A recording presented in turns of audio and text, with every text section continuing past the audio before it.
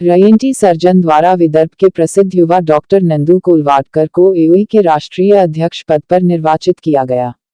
उन्होंने बताया कि ईएनटी से डील करने वाली संस्था एओई है और ये भी कहा कि जिस तरह से सभी जगह पर ब्लड कैंप, नेत्र कैंप लिए जाते हैं, उसी तरह सरकार ने बहरेपन से पीड़ित उन पीड़ितों का भी कैंप लेना चाहिए, जिससे बहरेपन पीड़ितों के लिए ये एक अच्छा अवसर होगा। बचपन से जिन्हें नवजात शिशुओं को किस प्रकार की बीमारियों से जूझना पड़ता है और जन्म से कौन सी बीमारियां लेकर पैदा होते हैं, यह उनके माता पिता को भी पता नहीं होता। अगर बच्चा बचपन से ही सुनने में कमजोर है तो उसका तुरंत इलाज हो सकता है। वर्ल्ड में न्यूनेटल हियरिंग स्क्रीनिंग प्रोग्राम की तर्ज पर पूरे देश में भी यह लागू हो। मैं सरकार से इस बात की मांग जरूर करूंगा, ऐसा डॉक्टर नंदू कोलवाडकर ने अपने शब्दों में कहा।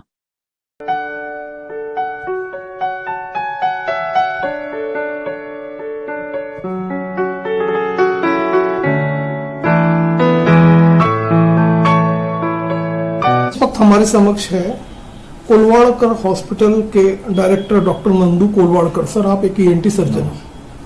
सर, हाल ही में आपको अभी जो एओई जो इससे एज अ प्रेसिडेंट करके आप नियुक्त हुए, नेशनल प्रेसिडेंट करके, तो ये बताइए ये किस तरह की आपकी जर्नी थी और विदर्भ के एक व्यक्ति को इस तरह से सम्मानित किया गया, उस संदर्भ में आप बताइए। ये एओआई बोले तो ईएनटी से डील करने वाली हमारी राष्ट्रीय संस्था है, जिसको एसोसिएशन ऑफ ओटोलैरिंगोलॉजिस्ट करके कहा जाता है।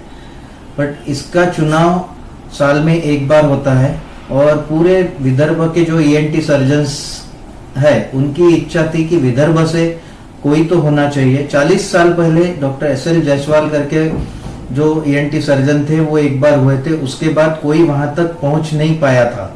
इसलिए पूरे विदर्भ के ईएनटी सर्जन, जो लगभग हमारी जो विदर्भ की संस्था है उसमें 200 मेंबर्स है ईएनटी सर्जन, तो उन सब की इच्छा थी कि मैं खड़ा रहे।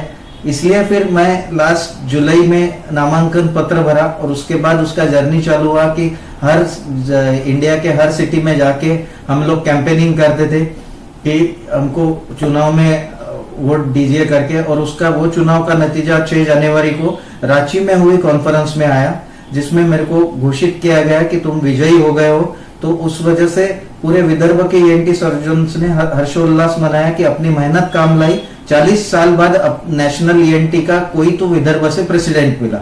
उसके पहले जो मेरी जर्नी रही है विदर्भ ईएनटी में, तो वो एज अ अलग अलग पदों पे सीढ़ियां चढ़ते चढ़ते मैं लगभग 4 साल सेक्रेटरी रहा। उसके बाद जो हमारी ऑल इंडिया संस्था की जो कॉन्फ्रेंस रहती वो भी 25 साल पहले नागपुर में हुई थी, वो हमने 2020 में नागपुर में ली, जिसमें आज तक का रिकॉर्ड ब्रेक किया कि 2400 के ऊपर पूरे ऑल ओवर इंडिया से लोग आए। क्योंकि तब लोगों का ऐसा कहना था नागपुर में देखने को क्या है, लोग क्यों आएंगे, पर बोला नागपुर में लोगों का प्यार और अपनी हॉस्पिटैलिटी इतनी है कि लोग आएंगे। और पूरे पहले के हुए कॉन्फ्रेंस का रिकॉर्ड तोड़ के 2400 लोग नागपुर में आए थे 2020 में जनवरी में। और तभी से विदर्भ के ईएनटी सर्जन्स ने बात करना चालू किया कि अगले बार तू प्रेसिडेंट के लिए खड़ा रहे, नागपुर से कोई हुआ नहीं है आज तक 40 साल में। तो मेरे को लगता है ये मेरी विजय तो है ही, बट पूरे विदर्भ के ईएनटी सर्जन्स ने जो हेल्प किया उसके वजह से ही विजय है।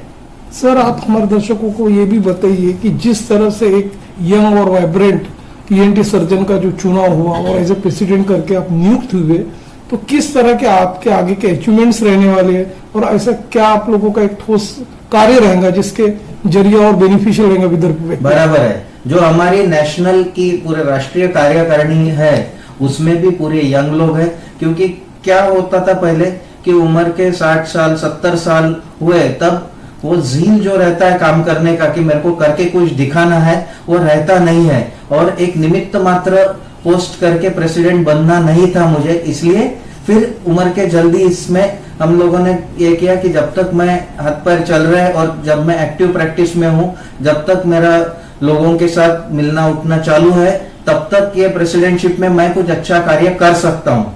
तो ये प्रेसिडेंटशिप का मेरा कार्यकाल अगले साल जनवरी में चालू होगा। पर तब तक आपको मालूम भी रहेगा कि हमारे जो ईएनटी के कान नाक गले के कैंप चलते हैं फ्री में, वो चालू रहेंगे ऑल ओवर इंडिया।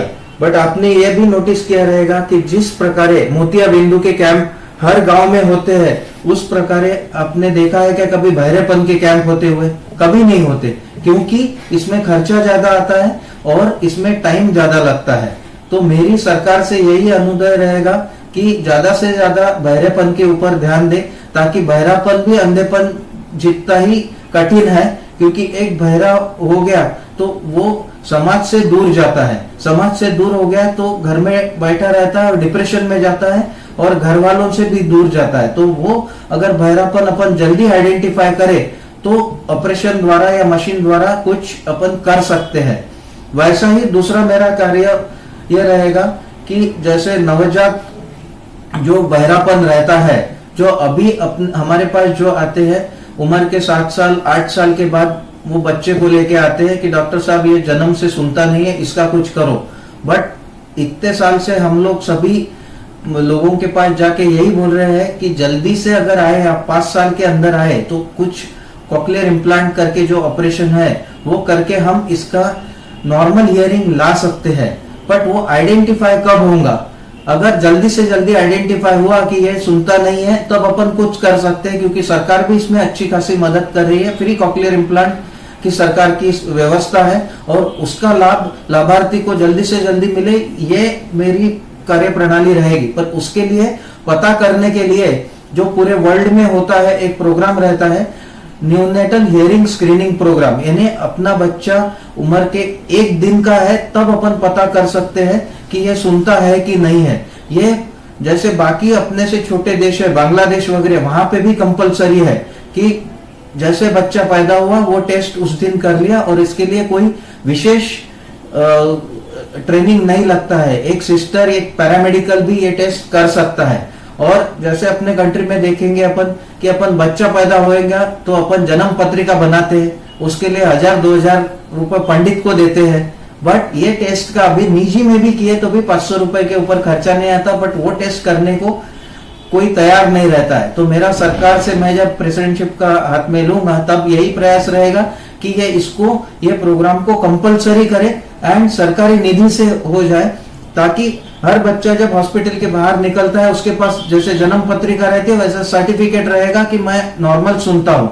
उसमें फायदा ये होगा कि उम्र के 1 दिन से अपने को पता, माँ बाप को पता लगेगा कि इसको पैदाइशी सुनने का प्रॉब्लम है। तो जैसा ही वो 1 साल का होता है उसका ऑपरेशन कर दिया तो वो नॉर्मल जैसे बच्चे हैं वैसे उसकी डेवलपमेंट होगी और नॉर्मल से सुनाई पड़ेगा उसको। यही मेरे प्रयत्न रहेगा। मेरा यही रहेगा, पहले तो अपने यहाँ सरकारी मशीनरी अच्छी है, जैसे आपको बताया मैंने कॉक्लियर इम्प्लांट प्रोग्राम सरकारी चैनल द्वारा है, पर वो लोगों तक कितना पहुंचे ये मेरी प्रयत्न रहेगा कि वो मैक्सिमम जो लाभार्थी है वो उनके तरफ पहुंचे जो पैसा नहीं कर सकते। क्योंकि होता ऐसा है कि वो बेचारे गरीब को लगता है इसमें 5-7 लाख रुपए लगते हैं, ये तो मैं कहां से लाऊंगा। बट इसमें सरकारी योजना इतनी अच्छी है, इनफैक्ट सरकारी के साथ साथ जैसे टाटा ट्रस्ट हो गया, बाकी जो ट्रस्ट हो गए, इनके भी सहायता मिलती है। तो मेरा ये प्रयत्न ये रहेगा कि मैक्सिमम लोग ये योजना का आधार ले और जल्दी से जल्दी हियरिंग लॉस आइडेंटिफाई करें। वैसे ही जो लेट ऑनसेट हियरिंग लॉस बोलते हैं, जो अपने कार्य प्रणाली के वजह से होता है, जैसे आवाज का प्रदूषण, उसके वजह से भी ब्लड प्रेशर और हियरिंग लॉस होता है, तो वो कैसे टाल सके अपन, उसके प्रति मेरे को आगे में प्रयत्न करने का है। पॉल्यूशन का आपने अच्छा मुद्दा उठाया। ये कोरोना की वजह से एक तो हो गया कि सब लोग मास्क लगाना चालू हो गए, पर जैसे ही कोरोना का थोड़ा डर चला जाता है सब लोग मास्क उतार के रख देते हैं, तो वो अच्छी बात नहीं। इससे मास्क लगाने के 2 फायदे होंगे। ये तो हवा में जो पॉल्यूशन होता है इससे भी बचता होता है अपने को, प्लस कोरोना का संकट भी दूर रहता है। तो मास्क और 2 गज की दूरी ये तो फॉलो करना ही है। इसके अलावा जो मोबाइल का ज्यादा प्रयोग हो रहा है, तो वो अभी इंटरनेशनली पूरा प्रूवन नहीं है कि मोबाइल से ही ये हियरिंग लॉस होता है, बट जितने प्रिलिमिनरी स्टडीज आए हैं वो बताते हैं कि ज्यादा मोबाइल के यूज से, ज्यादा ध्वनि प्रदूषण से और ज्यादा डीजे के सामने रहने से और काफी दिन तक रहने से ये हियरिंग लॉस होता है। तो मैं अनुरोध करूंगा, इंस्टेड ऑफ मोबाइल पूरा टाइम कान को लगाने से पहले उसको स्पीकर फोन पे यूज कीजिए, तो थोड़ा ध्वनि का प्रदूषण कम होगा और कान के ऊपर जो नसों पे उसका प्रमाण हो रहा है वो कम होगा। जैसे पहले की डेल्टा वायरस का धोखा था वैसे ही ओमिक्रॉन वायरस का धोखा है, बट जितना हमने देखा गया है कि ये माइल्ड है, तो इसको हर बार एडमिशन हॉस्पिटल में भर्ती होके रहने की जरूरत नहीं है। इसमें यही ध्यान रखना है कि हर कहाँ पे भी आप टच करने के बाद सैनिटाइजर से हाथ पोंछना है या साबुन से लगभग 30 सेकंड तक हाथ धोते रहना है, मास्क हमेशा लगाना है, और जैसा ही सर्दी खांसी जैसा लगे तो एटलीस्ट पैरासीटामोल और गरारे नमक के करके इसको कंट्रोल में रखना है। और जैसे ही लगे कि अपने को थोड़ा सर्दी खांसी बढ़ रहा है तो लोगों से या पॉपुलेशन में या मार्केट में जाके लोगों में फैलाना नहीं है, घर में खुद को आइसोलेट करना है। ये खुद के प्रति कर्तव्य होगा और समाज के प्रति भी कर्तव्य होगा। जैसे मेरे को विदर्भ का सम्मान तो है ही है क्योंकि मैं उनका एक फेस हूं। ये विदर्भ के जितने ईएनटी सर्जन है उनकी ही इच्छा थी कि मैं आगे बढ़ूं, तो मैं ये बताना चाहता हूं कि जैसे मैं आगे बढ़ा तुम्हारे सहायता की वजह से, वैसे ही बाकी ईएनटी सर्जन जो है ये अपने विदर्भ से निकल के पूरे ऑल ओवर इंडिया में जाए, क्योंकि विदर्भ में जो काम होता है जो बाकी ऑल ओवर इंडिया या वर्ल्ड में जो काम होता है उससे कम नहीं होता है। तो ये गए 5-7 साल में हम लोग बाहर जाना चालू किए तो समझने लग गया कि अपना काम इनसे कई गुना ज्यादा है और बाकी जगह से जैसे मेट्रो सिटी है वहां से कई अधिक सस्ते में ये यहाँ पे नागपुर में काम होता है। तो मेरे जूनियर लोगों को या कलीग्स को यही कहना रहेगा कि महीने में एक 5 दिन निकाल के बाहर जाके ट्रेनिंग दो लोगों को, बाहर के जो अपने जो जहाँ फैसिलिटीज नहीं है वहां जाके वो विस्थापित करें कि ताकि वहां का जो ईएनटी सर्जन है वो भी अब जो सर्जरी कर रहे हैं वो करना चालू करे। जैसा ज्ञान बांटने से ज्ञान बढ़ता है, वैसे तुम अभी अपने यहाँ से छोटे गांव में जाके ज्ञान बांटोगे, वैसा ही आपको आपके बड़े गांव मेट्रो में जाके अपना खुद का ज्ञान बढ़ाना है। तो इससे क्या है, खुद का भी प्रोग्रेस होगा और पूरे विदर्भ रीजन का भी प्रोग्रेस होगा। यही मेरा प्रयत्न रहेगी कि प्रेसिडेंट होने के बाद कि चालना दूं मैं सब।